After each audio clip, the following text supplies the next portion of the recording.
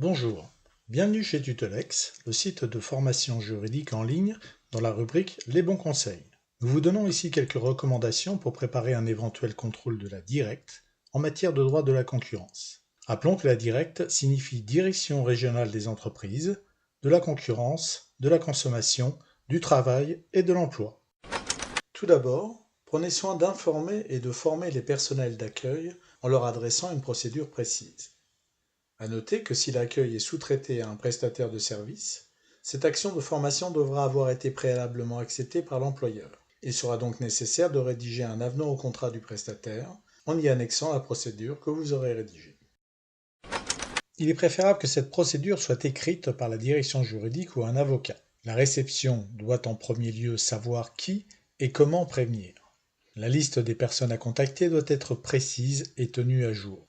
L'ordre de priorité doit être clairement défini avec application du principe « si absent, prévenir le suivant sur la liste ».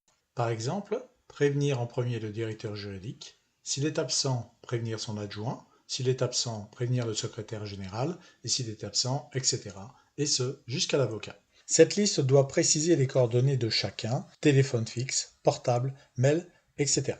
Dès que l'accueil parvient à contacter une des personnes de la liste, il revient à cette dernière de contacter les autres, et plus particulièrement le secrétariat du président. L'alerte ayant été donnée, l'accueil n'a plus besoin de téléphoner au suivant. Il est en effet important de montrer aux agents de l'administration que la communication interne est maîtrisée. Par ailleurs, l'accueil doit impérativement garder confidentielle l'existence de ce contrôle, ainsi que les informations éventuellement recueillies. Cette procédure doit être aussi communiquée à l'accueil des directions régionales et être connue des directeurs figurant sur les listes ainsi que de leurs assistantes. En tout état de cause, si les agents demandent à voir directement le président, la réception doit avoir le réflexe d'appeler non pas le secrétariat du président, mais de bien suivre l'ordre de la liste. Assurez-vous que la procédure soit à portée de main des hôtesses d'accueil et que tout nouveau personnel soit formé. Vous devez demander à votre réception de contrôler les cartes professionnelles des agents et de l'inspecteur de police éventuellement présent. La réception peut aussi demander aux agents s'ils sont porteurs d'un document officiel tel qu'une autorisation judiciaire de visite et de saisie et essayer d'en faire une copie. L'accueil pourra ainsi transmettre le document à son contact interne. Toutefois, il convient de souligner que les agents ne patienteront que très peu de temps avant de commencer leurs opérations. Il faut donc se présenter très rapidement. En cas de perquisition, les personnels seront priés de sortir de leurs bureaux, qui seront ensuite fermés et mis sous scellé. Organiser un mock-down raid, c'est-à-dire l'intervention d'un cabinet d'avocats spécialisé dans le droit de la concurrence, qui va mener une investigation fictive au sein de l'entreprise. La direction juridique fixera un thème particulier qui lui paraîtra sensible. Par exemple, suspicion d'entente dans le cadre de la passation de marchés publics ou de contrats privés. Ou bien relations avec les fournisseurs, tels que risque d'opposition dominante, pratiques déloyales, clauses abusives.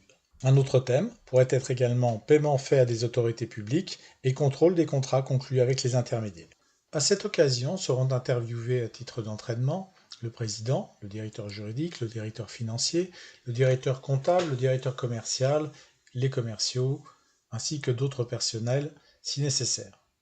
Ils seront questionnés sur leurs pratiques métiers, leurs relations avec les autres services de l'entreprise, les éventuels points de contact avec les concurrents. Les avocats chercheront à savoir s'ils participent à des réunions dans un syndicat professionnel, dans une association professionnelle ou avec des concurrents.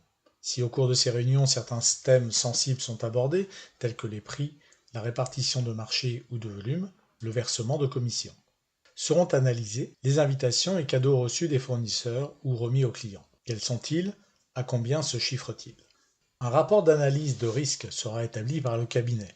Ce rapport bénéficiera de la confidentialité de la correspondance entre avocats et clients. En cas de saisie de ce document par la DIRECT, cette dernière a l'obligation de le restituer et il lui sera impossible de l'invoquer pour justifier ses poursuites. Ce rapport servira également de base aux actions correctives, notamment de formation, que vous entreprendrez au sein de la société. Vous pourrez également faire intervenir des experts informatiques spécialisés, tels que la société Crawl on Track, dont les compétences techniques pourront être très utiles. En effet, les équipes de Crawl on Track travaillent en collaboration avec des cabinets d'avocats pour élaborer un scénario proche d'une perquisition réelle, afin de former différents membres du personnel sur la meilleure façon de réagir pendant et après la visite des autorités. Il dispose de technologies similaires à celles utilisées par les différents enquêteurs afin d'effectuer des saisies informatiques et des recherches poussées dans les documents saisis, dans des conditions identiques à celles d'un véritable downread. Sachez qu'il ne sert à rien de détruire des mails compromettants, car ces actions sont parfaitement repérables et traçables pour les informaticiens de la Directe. Ce type de comportement risquerait d'aggraver les sanctions qui pourraient être prises. Sachez également que la saisie par la Directe de l'ensemble des mails des collaborateurs sans aucun discernement ne rend pas la procédure illégale, même s'il existe des échanges protégés par la confidentialité ou sans rapport avec les motifs du contrôle. Reportez-vous à ce sujet à l'arrêt de la Chambre criminelle de la Cour de cassation du 29 juin 2011, disponible sous Légifrance, affaire Sharing-Plouffe, contre DGCCRF. En conclusion, compte tenu des enjeux importants et des risques encourus, notamment sanctions pénales ou administratives, n'hésitez pas à recourir aux services de professionnels. Leur expertise vous aidera à structurer vos actions internes et à faire prendre conscience à la direction générale de l'existence de certaines pratiques qu'elle peut ignorer. Tutolex vous remercie de votre attention. À bientôt.